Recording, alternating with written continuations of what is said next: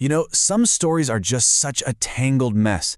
They can only really be understood by digging through a mountain of court filings, private emails, and even text messages. And this is definitely one of those stories. It all kicks off with this shared cause for justice, but man, does it spiral. It turns into this bitter war of accusations, and we're talking theft, fraud, and a sense of betrayal that just cuts right to the bone. Sometimes, a single sentence tells you almost everything. This line, pulled straight from an email, is really our way into this whole thing. It tells you right away this isn't just about stuff, about property. No, it's about something sacred, a son's ashes being held hostage. This is the moment the battle lines were drawn. And here it is. You can see the full email. This is the formal demand sent by a man named Dustin Jolly. And you can feel it. He's not just asking for his stuff back. He is pleading. And right there at the top of the list is the most precious thing imaginable: the ashes of his late son. He sets a deadline. The stakes just could not be any higher. So you have to be asking, who is on the other side of this demand? Well, let's meet Reanna Pepper Fox. She is the woman at the absolute center of this story, and her public image seems to be completely at war with what's being alleged behind the scenes. If you only knew her from social media, you'd see Reanna Pepper Fox as this figure of incredible sympathy and strength. I mean, after her son Jason was brutally murdered back in 2020, she took all of that grief and channeled it into this powerful online movement, #JusticeForJasonFox. She became this really well-known, fierce advocate, just demanding accountability. But beneath that public persona, an investigative report compiled entirely from public records paints a much more complicated and pretty troubling picture. It's a picture that seems to be in direct opposition to the grieving activist we see online. How complicated, you ask? Well, the report dug up 251 separate public records associated with Reanna Fox. 251. That isn't just a few mistakes here and there. This is a pattern of legal troubles that stretches back nearly 2 decades. And it gets even deeper. That same investigation also identified 17 possible aliases that she has allegedly used over the years. 17. And we're not just talking about nicknames. We're talking about a web of different identities so complex that the report itself calls it chronic deception. So what exactly is in these records? According to the source documents, it's serious. We're talking multiple felony convictions for forgery and theft, a felony for identity theft. There's even a conviction for terroristic threats. This is the documented history that really serves as the backdrop for this entire messy conflict. Now, the relationship between Dustin Jolly and Pepper Fox, it started in the world of activism. But that shared cause, it just wasn't enough to keep things together. The whole foundation just crumbled. In their own words, their own texts document exactly how it all unraveled. This text exchange right here, this is the moment it all just fractures. Dustin messages, "I will be coming by this afternoon to get some more stuff." And the response is just a brick wall. "Today isn't a good day." He tries again. You see him mentioning important stuff, but he just gets shut down. That was it. The door was officially slammed shut.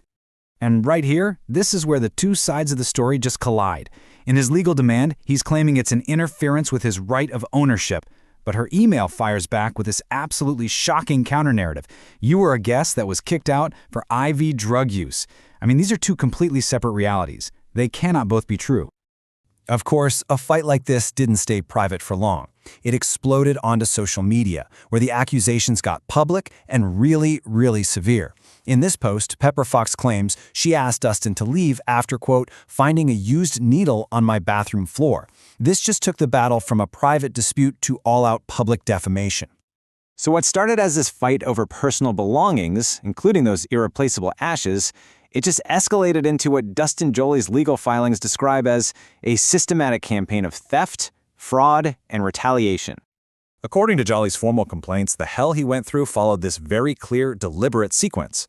First, his property was withheld. Then, he alleges, it escalated to his vehicle being stolen. That was followed by digital identity theft, and finally, the ultimate step, using the court system itself as a weapon, by filing, he claims, fraudulent protection orders. Okay, let's just focus on one of the most serious allegations for a second: grand theft auto. The complaint is centered on his 2022 Hyundai Santa Cruz. He claims it wasn't just stolen, but that it was then fraudulently transferred to an associate of Fox. Now, in Washington state, that's not just a simple theft. Vehicle title fraud is a Class B felony. We're talking serious prison time.